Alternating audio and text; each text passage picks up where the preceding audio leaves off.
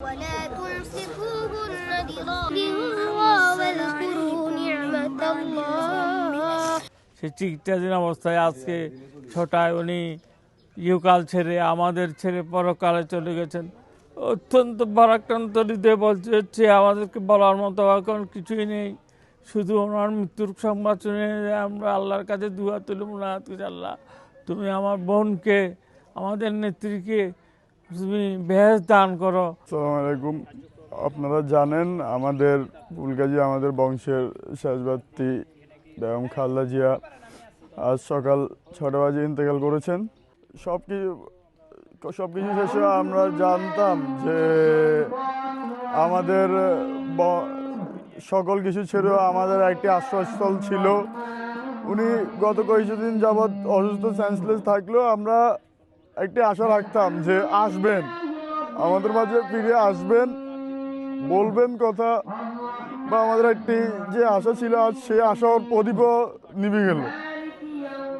সবশেষে দেশবাসীর কাছে একটি প্রার্থনা করব, আপনারা দোয়া করবেন। উনি যে অবসর নেত্রী হিসেবে একদম পরিচিত হয়ে গেছে, উনি যে বাংলার মাটিতে মৃত্যুবরণ করছে, হ্যাঁ ওনাই তো সবল বর্তমানে তারেক রহমান সাহেব ওনার মাকে যে দাফন সম্পন্ন করব, এটা আমি পুরানা লোক হিসাবে তাকেও দোয়া করি এবং খালেদা জিয়ার আক্তার মাগফিরাত কামনা করি। ওনারে যেন আল্লাহ বেহেশতবাসী করো।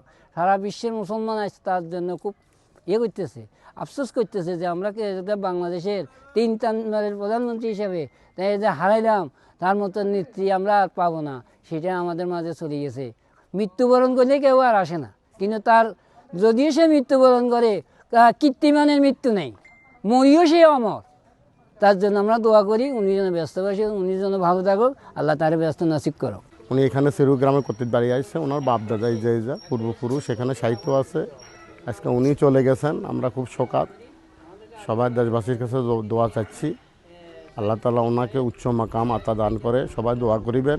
উনি শুধু দেশের নেত্রী না, উনি সবার নেত্রী, উনি আন্তর্জাতিকভাবে নেত্রী। উনি ওনার মতন দেশপ্রেমিক